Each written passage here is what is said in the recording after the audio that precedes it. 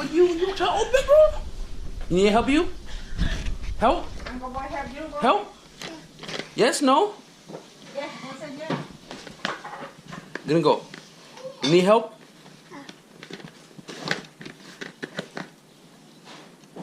What you say? Please. Thanks? Not thank you? Thanks? This way. Wrong way, bro. No more. Close it. Okay, come on, get down this way. Ooh, ooh. So I noticed that this wheel gap is 1/2 inch lower than the other side. If you stand in front of the car, you can see it leaning on that side. So obviously I'm gonna have to address that before track, because my fat ass is on this side of the car as well, and that means it'll lean more even though there's no suspension rebound. Check this out.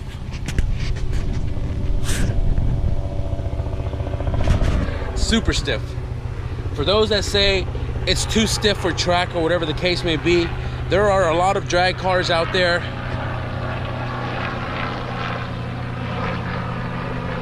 that don't even have springs in the rear. They're like straight tube chassis, or 18K springs are solid as hell too. I don't think this is bad for straight line racing. Obviously you don't want to squat too damn hard. For road racing, yes, it's too damn stiff. You can literally like kick your tail out for being too damn stiff on a road race course. But I am walking in a circle around my car because I am talking. So today, in the last video, I didn't get to do the distribution block on the power wire because I had to take off to go pick up a clutch. It's an ACT 6-puck. Taking the guy's word for it, he said 3K miles on it. The life looks pretty good on it. It has as much meat as the thickness on my B-series clutch because I measured it with my digital caliper. Pressure plate looks good. I mean, it still looks fairly brand new, and you can tell because there's no sweep mark as if he tried to clean it or whatever. And he also threw me a nice no warp light and flywheel, also by ACT. So that's going to be going into the CRX shortly. I just gotta schedule everything out accordingly before I decide to just randomly pull the motor out. But yeah, possibly may do that later tonight. I say tonight because it gets pretty dark right now. It's 12:30 and it gets dark around 5 o'clock. So later when it gets dark, and I apologize for it being dark, I might even do that first just because it's something I want to show you guys. I know a lot of people do battery relocations, not using a distribution block like this guy, by running power straight to the starter and then, distributing it from the starter terminal post. And then you have a ton of wires and exposed wires in the engine bay where it could short at any point in time. So the distribution block, I know somebody had asked me in the comments a while ago about doing a relocation video. But like I've mentioned before, I can only do certain things if I have access to it or whatever the case may be. All of these cars already have battery relocated, and it's been like that for a while now, so I never had a video on how to do it. And if I was to try to do one now, there's no chassis here to really show you other than explain to you how to do it. But yeah, today is going to be a welding type of day. Nobody's using the laundry. So what I'm trying to do is that CRX that I did the head gasket job on, dumbass, hit a curb, hit a curb and cracked his wheel. You can see it right there. Worth saving. If it's not, then it's gonna be trashed and you'd only have 3 instead of 4. I've welded XXRs and reps of shit before, so I know I can do it. And also, again, thanks to Weed for donating this plexiglass set for the CRX. In exchange, I gotta weld these bungs on his valve cover, and that is pretty much what I gotta do to earn that. So, weld the bungs, weld the wheel, weld those cracks, install the distribution block, route everything accordingly to all the power sources, and I might get a battery kill, like a battery terminal kill, so I don't have to keep taking out the battery terminal off the battery post itself. Instead, I can just turn it off and not drain the battery. I may put it up there in the carbon fiber console, or I may throw it out here in the back of the tail light, because rules are it has to be accessed from the back of the car to turn off in case of an accident. But I'm not 100% sure which index is required to have the battery kill.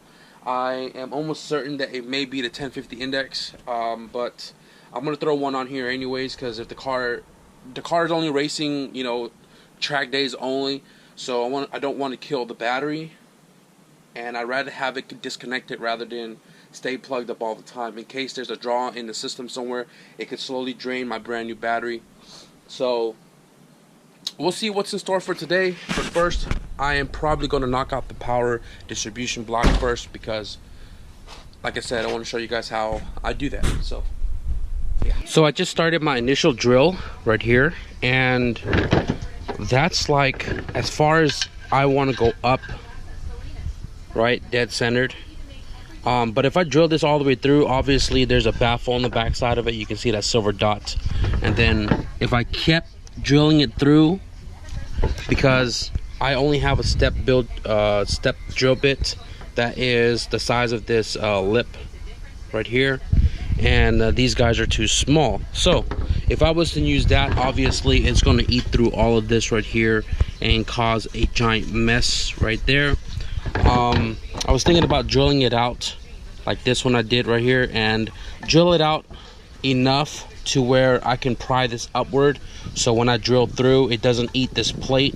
Or I can go higher than the center of the first hole and go up like that. It's still not too high, but I don't know, I never really done it that high. So I'm gonna figure this out real quick. Don't want to spend too much time on it, and see what I come up with. This is all prepped up, cleaned, acetoned, blew my compressor on the inside of this to get all the burrs out as much as I could.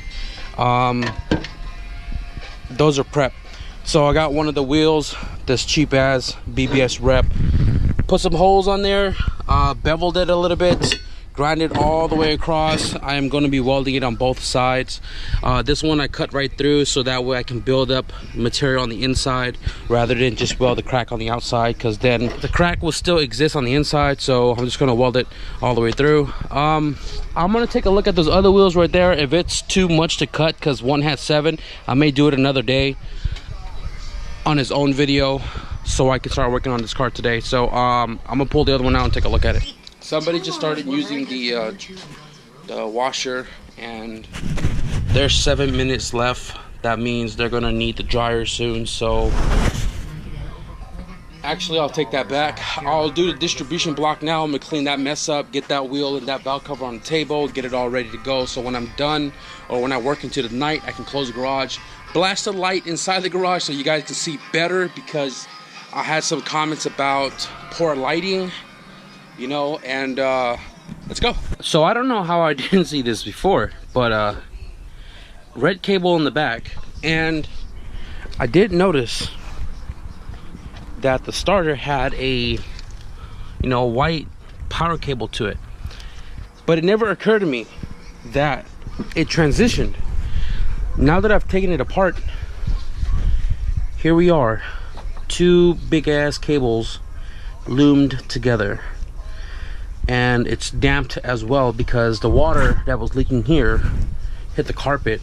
The carpet is wet, which led to the cable being wet. So I guess what I'm gonna do first, unloom this, see if it's even soldered. If it's not soldered, solder it, I guess, and then loom it up really nicely so that way water doesn't really get to it, and then pull that big ass cable to the starter out, mount the distribution block somewhere here, and then route a smaller cable back into the engine bay so the starter gets power. So what I'm going to do is I'm going to cut it right there, remove this all together, and this is left over from my, you know, obviously my other cars. This is for my CRX, my other CRX, for when I try to go for the 1050 index. This is a Moroso battery kill. So this is for the other car, not this one. And I'm gonna attach this right here to that red, and I am going to heat it up, solder it as much as I can to make it really firm, and shrink tube it because I know I have tubes somewhere big enough for this, and then tuck it away, run this up in the front, get rid of that white one altogether. Hey, yeah.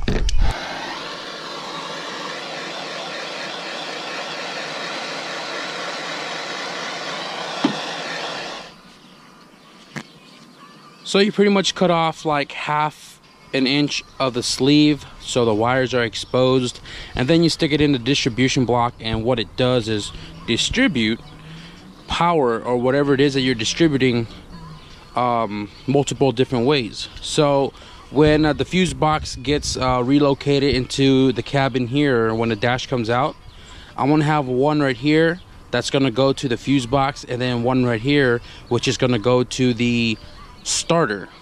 And I mean, you can always put smaller gauge wires in here in case you need to power something else or whatever the case may be, but this block is now a power block that you can source from, instead of running a bunch of, you know, cables and wires and stuff off the battery terminal itself.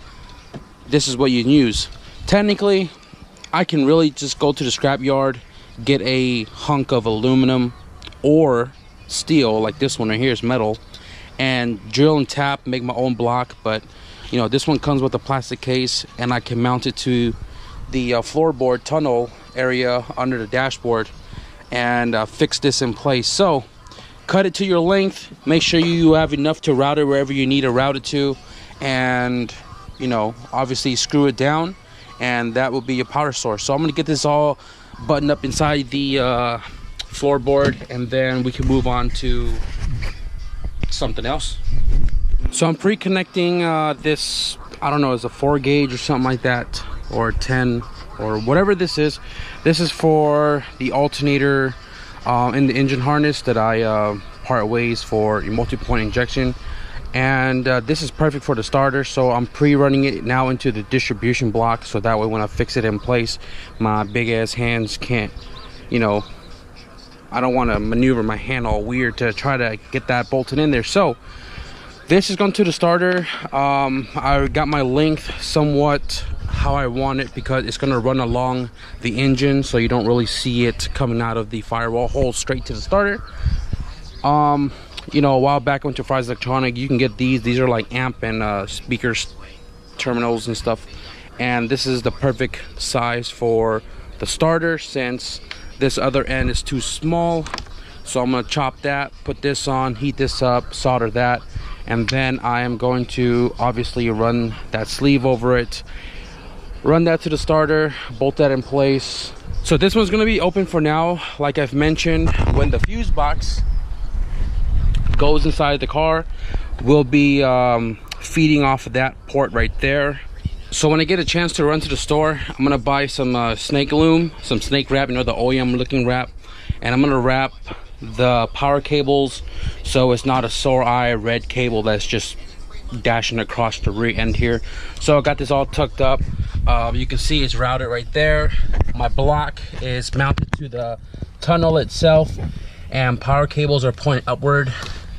That white cable right there is the power to the push start. Instead of running power straight to the starter how it originally was, this other one, this black one, I'm gonna run it through the hole. That's gonna go up into the tower plug right here. So it's gonna come along, tucking up right here, and then it's gonna go to this guy right here, because this one has the starter signal wire, and that goes to the starter. Where you at? Right here. You can see it. So originally the black and white wire was coming all the way up to the front here.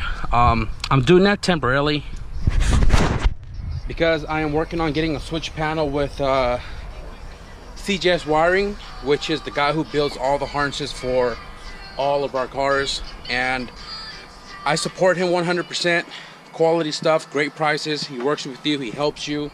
My push start in the car is on a relay system, which is the correct way to do it. This is just the ghetto way of doing it, so disregard that. But I am going to run that to the tower just so I can push start the car, because even with the new ignition switch under the steering column, the car still won't turn on with the key. Race car, not really going to get too much into electrical. With the starting system, I know the push start will work just fine. So that's what we are doing, and I'm going to button this all up, put the carpet back together.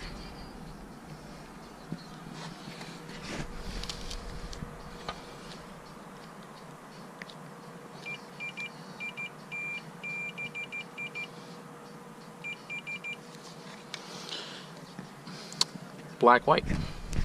I know what you guys are thinking. It is freaking dark again. Just got around to finishing the starter wire signal and all that stuff, so it's already done it right there. It goes down there to the inside of the car. Signal wire is plugged back in.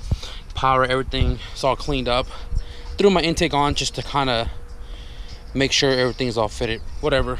Anyways, so before I wrap it up, as far as the starter, keys in on position, neutral.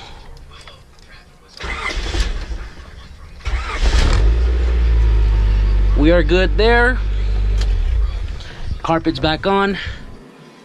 So I'm just overlooking everything before I close the hood. Probably gonna work on the intake a little bit, patch up those holes maybe.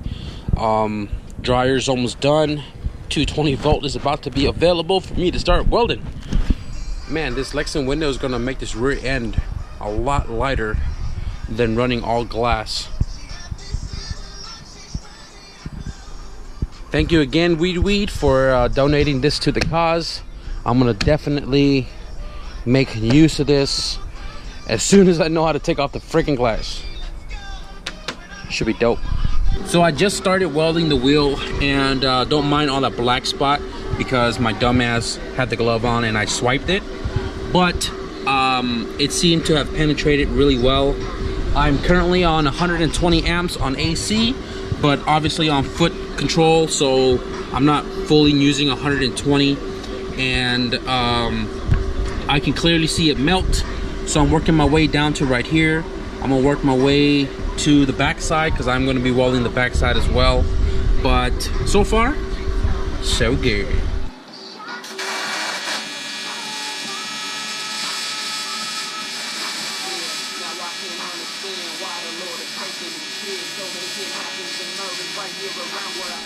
Got the wheel welded on both sides. So I just tacked the dash 10s on the valve cover, and I've already patched up that hole right there.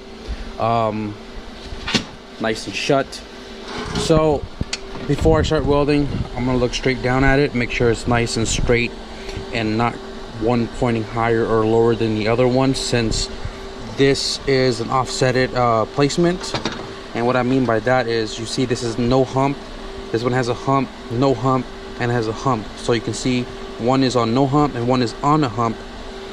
And obviously if I had tilted that right there, that gap, this one would have pointed upward, this one would have been straight. So everything looks good right here. Now I'm going to start welding it all around.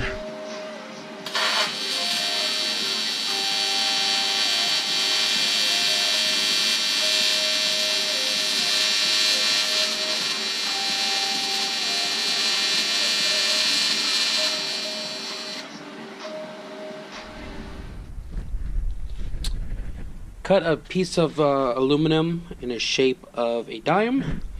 Patch that hole up right there where the hose used to come out. Patch that mini little hole right there for the barb to the valve cover. Got this all done up. So, got a few things done today. Not really huge updates, but as I've mentioned, progress is better than no progress.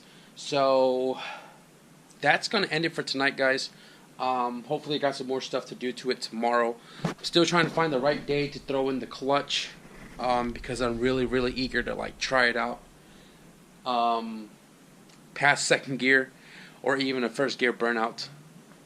But be sure to like, comment, and subscribe, guys. Hope you guys enjoy this one.